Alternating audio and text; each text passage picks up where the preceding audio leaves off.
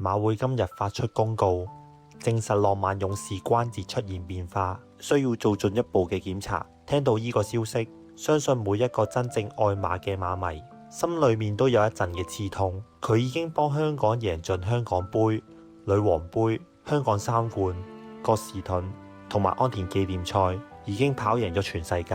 但係佢嘅身體已經發出咗最痛苦嘅求救信號，今日真係有感而發。幕後可唔可以放過浪漫勇士？難道真係要等佢戰死沙場先至可以收手？大家好，我係 ED。如果中意睇賽馬話題同埋故事，記得撳讚、分享同埋訂閱我嘅頻道。大家千祈唔好輕視關節起變化呢5個字。一隻頂級嘅競賽馬喺全力衝刺嗰陣時，每一個腳步落去，關節都要承受幾多噸嘅衝擊力。浪漫勇士唔係鐵打嘅機器，佢係一個有血有肉嘅馬。過往遠征澳洲跑葛士頓，去日本跑安田紀念賽，每一場都係一場硬仗，體能已經早已消耗得七七八八。今次連馬會嘅獸醫團隊都要出動到高科技儀器而照到有變化，證明咗呢個警號已經響到頂點。如果幕後再扮睇唔到，夾硬要佢再次上陣，呢個唔係追求偉大，呢個係叫攞馬王嘅生命去靠飛。講真，浪漫勇士已經為我哋香港馬迷帶咗好多嘅奇蹟，由3歲一路登頂，贏到成為世界級嘅名駒。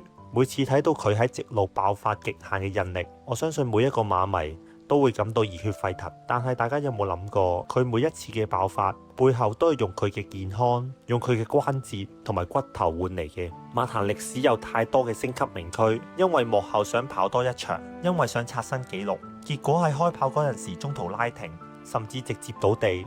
我哋真係想睇到浪漫勇士行到呢一步咩？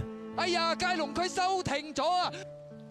明白幕後團隊、馬主同埋練馬師可能都仲有野心，仲想為港爭光再破紀錄。但係其實浪漫勇士嘅榮譽已經十分足夠，佢亦都唔需要再證明任何嘢。真心中意呢隻馬，唔係揸乾佢最後嘅能量，而係喺佢最輝煌嗰陣時，帶佢平平安安咁樣退役，等佢可以喺草原嗰度悠閒咁樣食草、曬太陽，享受餘生，咁先係對一位英雄應有嘅尊重。最後無論幕後做出乜嘢嘅決定，浪漫勇士喺香港馬迷嘅心目中已經係永恆嘅傳奇。